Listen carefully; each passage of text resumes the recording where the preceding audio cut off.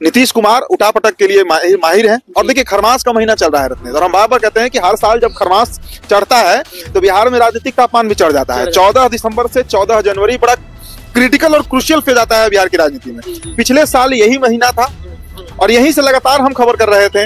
28 जनवरी को नीतीश कुमार पलट गए थे और ऐसा पलटी मारे थे कि पूरा लोकसभा का दृश्य ही बदल गया। अगर नीतीश कुमार उधर होते तो शायद अभी प्रधानमंत्री नरेंद्र मोदी नहीं होते बिल्कुल, क्योंकि बीजेपी के बेस्ट परफॉर्मेंस के बाद भी मात्र 240 सीट जीतना ये सिर्फ नीतीश कुमार का ही देन है। तो बीजेपी 200 के अंदर सिमटती, सरकार नहीं बनने वाली थी दिल्ली में, लेकिन नीतीश कुमार ने दिल्ली में सरकार बनवा दिया। अब पिछले 15-20 दिनों से, महीने दिनों से आप कहिए, जो चर्चा चल रही है कि नीतीश कुमार क्या करेंगे। सहजता तो बिल्कुल नहीं है एनडीए के बीच, कई तरह की खबर।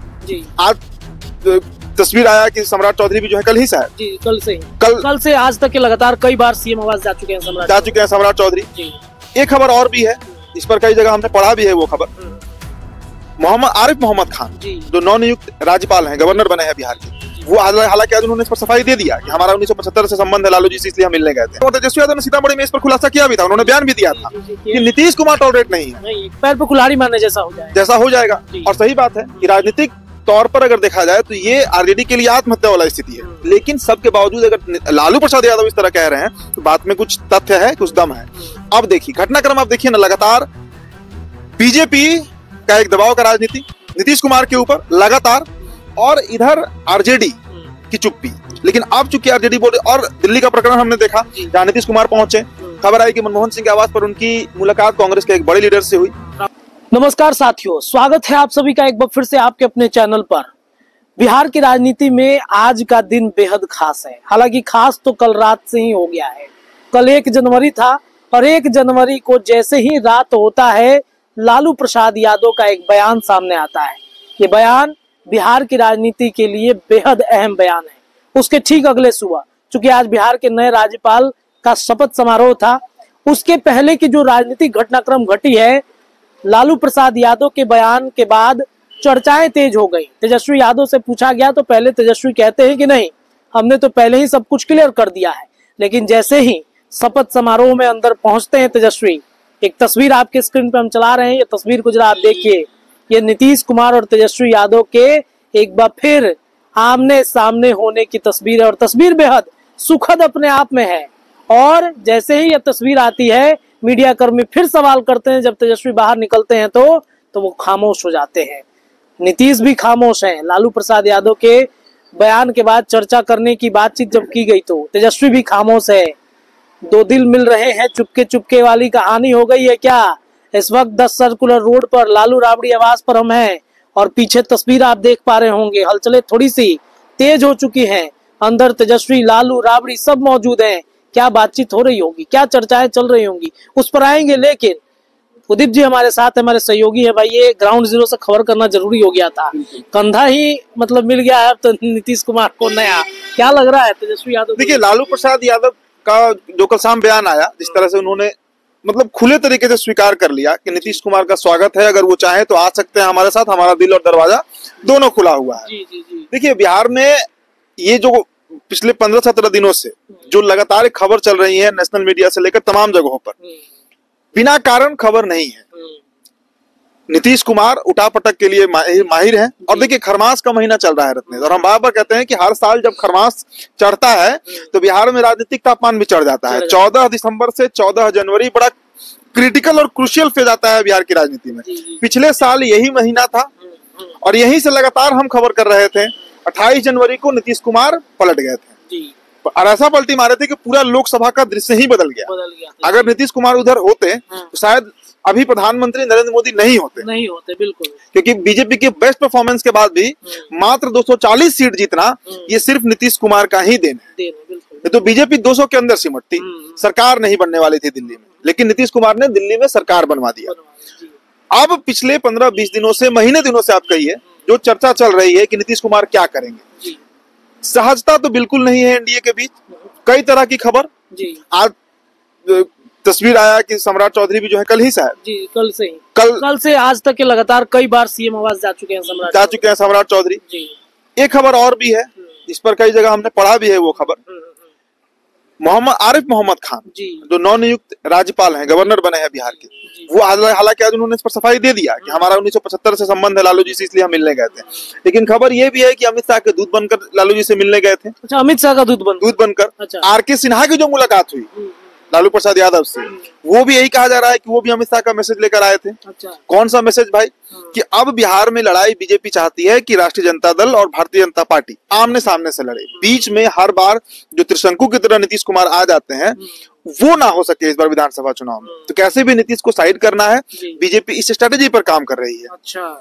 लेकिन ये कब हुआ? ये तब हुआ जब लालू प्रसाद यादव का बयान आया, उसके बाद का ये घटनाक्रम है। क्योंकि बीजेपी को ये उम्मीद नहीं है कि अब कम से कम तेजस्वी यादव ने सीतामढ़ी में इस पर खुलासा किया भी था, उन्होंने बयान भी दिया था कि नीतीश कुमार टॉलरेट नहीं है, पैर पे कुल्हाड़ी मारने जैसा हो जाएगा। और सही बात है कि राजनीतिक तौर पर अगर देखा जाए तो ये आरजेडी के लिए आत्महत्या वाला स्थिति है। लेकिन सबके बावजूद अगर लालू प्रसाद यादव इस तरह कह रहे हैं तो बात में कुछ तथ्य है, कुछ दम है। अब देखिए घटनाक्रम, आप देखिए ना, लगातार बीजेपी का एक दबाव का राजनीति नीतीश कुमार के ऊपर लगातार, और इधर आरजेडी की चुप्पी। लेकिन अब चूंकि आरजेडी बोल रही, और दिल्ली का प्रकरण हमने देखा जहां नीतीश कुमार पहुंचे, खबर आई कि मनमोहन सिंह के आवास पर उनकी मुलाकात कांग्रेस के एक बड़े लीडर से हुई, राहुल गांधी के दूत से हुई है। वहां भी एक मैसेंजर की बात थी। तो उठा पटक तो चल ही रहा है, इसमें कोई दो राय नहीं है। और फिर हम उस पर चर्चा कर लेते हैं कि भाई एकनाथ शिंदे बिहार का जो है संजय झा के रूप में, ललन सिंह के रूप में बीजेपी को मिल चुका है। बिल्कुल। तो देखिए 15 जनवरी को खरमास खत्म हो रहा है, और देखिए क्या होगा ये अभी कोई नहीं सटीक तरीके से बता सकता है। हो सकता है इन सभी बातों पर पानी फेर दिया जाए, सरकार चलते रहे और एनडीए में नीतीश कुमार रह के विधानसभा का चुनाव लड़े। लेकिन इसका उम्मीद और जो कहते हैं ना चांसेस, बहुत कम बचा है, अब बहुत कम बचा है।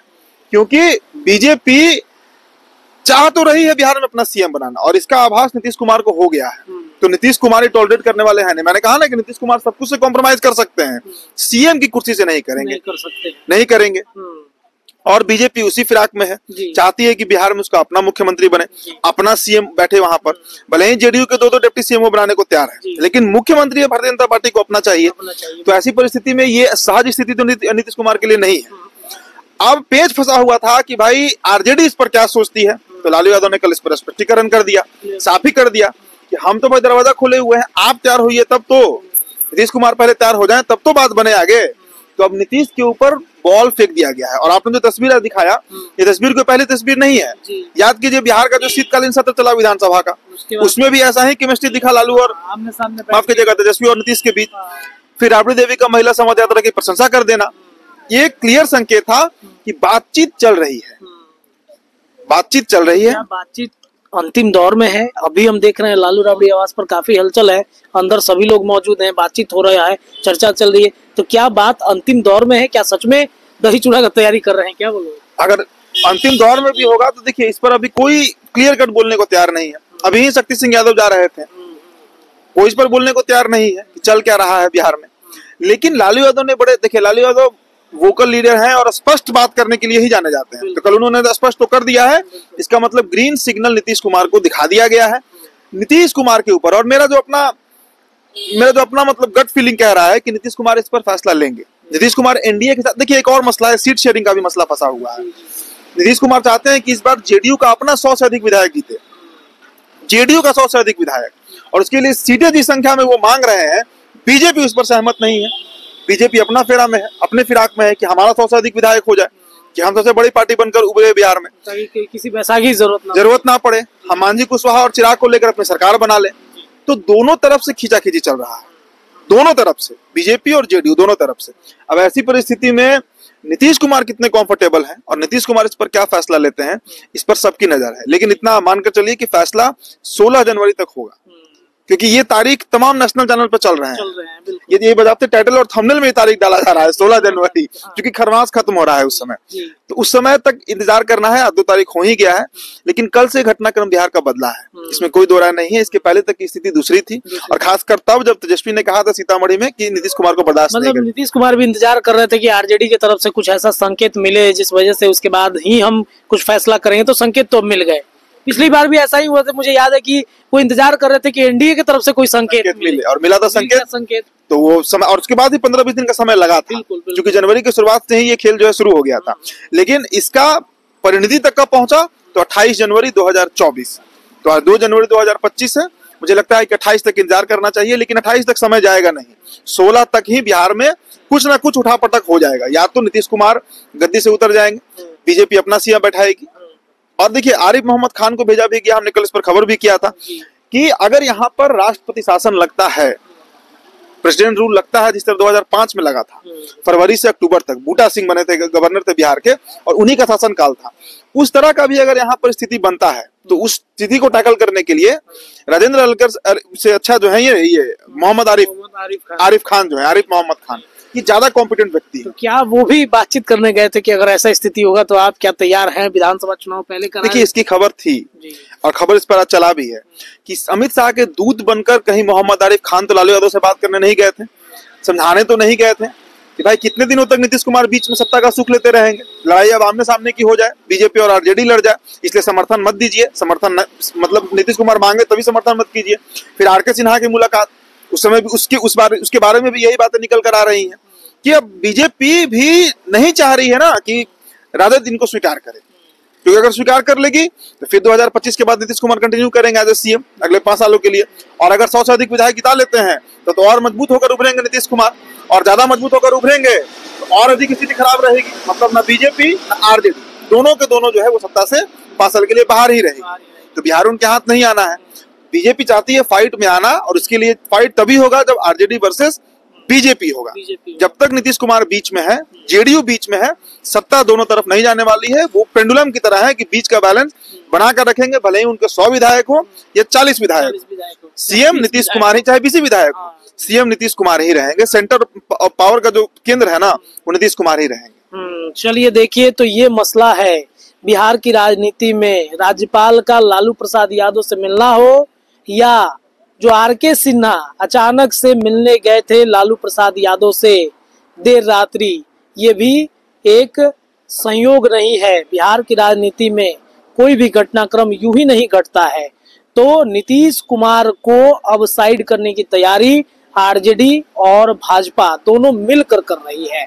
नीतीश कुमार आते हैं नहीं आते हैं, ये फैसला आरजेडी को करना है, लालू प्रसाद यादव को करना है, तेजस्वी यादव को करना है। और मुझे लगता है कि आज के प्रकरण के बाद इस वक्त लालू राबड़ी आवास पर चर्चा चल रही होगी। बड़े बड़े नेता आवास में जा रहे हैं, कोई बाहर निकल रहा है, चुपके से किसी की गाड़ी दूसरे तरफ से घूम जा रही है, लेकिन मंथन तो चल रहा है। क्या होता है रात भर में, क्या कुछ फिर नया बयान आएगा, ये देखना बड़ा दिलचस्प होगा। फिलहाल इस चर्चा में इतना ही, लेकिन चर्चाएं आपके चैनल पर लगातार जारी है। बहुत बहुत धन्यवाद।